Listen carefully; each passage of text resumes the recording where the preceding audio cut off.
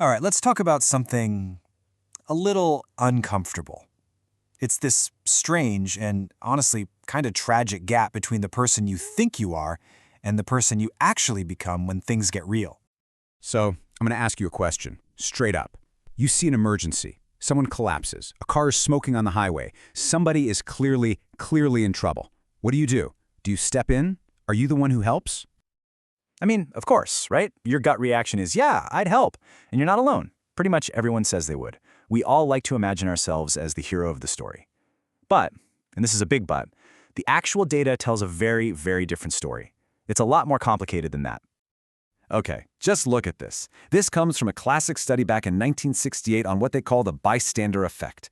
Now, get this. When a person thought they were the only one watching an emergency, they helped. Almost every single time. But add just a few other people to the mix, say a group of 5, the chance of someone helping drops all the way to 62%. I mean, that's a huge drop.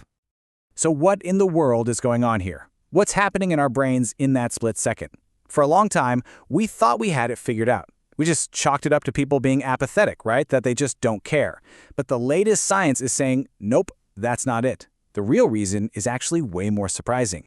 So here's the new thinking. This inaction, it's not really a choice we're making. It's more like an automatic reflex, something that's literally hardwired into our brains. See, the old way of looking at this was all about thinking, about conscious choices. Oh, someone else will probably help. Or, nobody else looks worried, so maybe it's not a big deal. But the new science says, forget all that logical stuff. This is way more primal. It's an automatic reflex kicked off by something called personal distress. And it triggers our ancient fight, flight, or, and this is the key part, freeze response. So let's really nail down this idea of personal distress. This isn't empathy. It's not feeling bad for someone. It's this overwhelming, kind of selfish feeling of discomfort and panic you feel when you see someone else suffering. And your brain's knee-jerk reaction? It's to make that feeling go away. So it hits the brakes, it avoids, it freezes. It's pure self-preservation. And here's where it gets really weird. Totally counterintuitive. You'd think more people around would mean more help, right? Safety in numbers? Nope. Turns out, having other people standing there just watching can actually crank up your own internal feeling of distress. It makes that freeze response even more powerful. Crazy, isn't it? This quote from researchers at the NIH just sums it up perfectly. They say, we do not actively choose apathy, but are merely reflexively behaving as bystanders. So let's get this straight. It's not about being a bad person. It's about having a human brain. Okay, so if the problem is basically a biological reflex, what's the solution? How do we fight our own wiring? Well, we have to zoom out. We have to stop looking at just the individual and start looking at the power of the community, what you might call our social safety net. The antidote to that individual freeze, it has a name. Sociologists call it social capital. And you can think of it like this invisible web that holds a community together.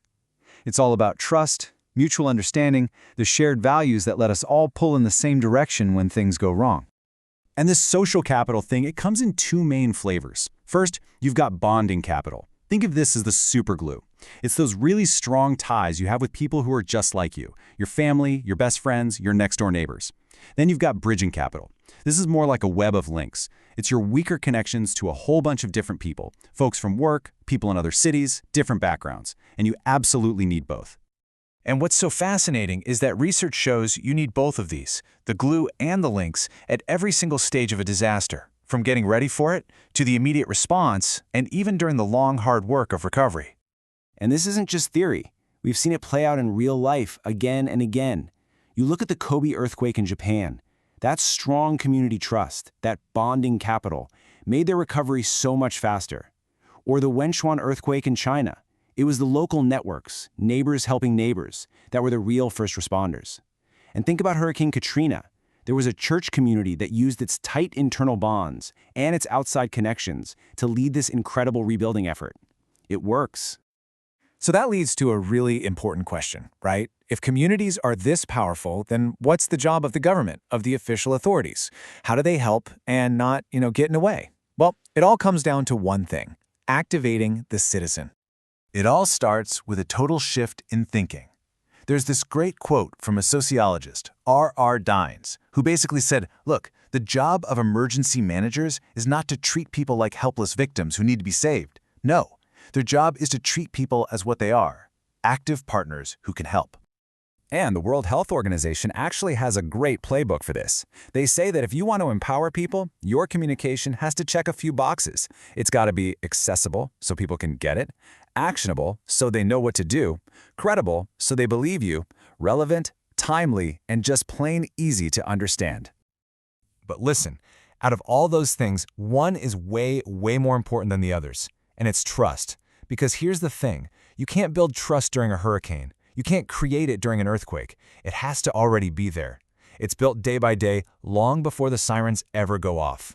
Without that foundation of mutual trust, honestly, nothing else matters. Okay, so where does all this leave you? We've gone from the deep wiring of your brain all the way out to how whole societies work. Let's bring it all the way back home. Back to you, in that one critical moment. Let's talk about how to break the freeze. So now that you know this, your brain's default setting might be to freeze up, and you know community is the key, what do you actually do? What's the move? What are the simple steps that can flip that switch from bystander to helper? Okay, experts say it boils down to 3 simple steps. Ready? Number 1, recognize. That's it. Just consciously say to yourself, okay, this is a real emergency. That simple act can snap you out of the freeze. Number 2, call for help. This is probably the most important thing you can do. Get 911 on the phone, activate the system. And number 3, administer first aid. And this is a big but, only if you're trained to do it and only if it's safe for you to get involved. I know these steps sound simple, maybe even too simple, but they are so powerful. They're like a light switch for your brain, flipping you from being a passive bystander stuck in that freeze response into becoming the active first link in what's called the chain of survival. And just remember this, you don't have to be a hero. You don't need a cape. You just have to be a helper. That's it. It's all about taking that one small, decisive step that gets the ball rolling.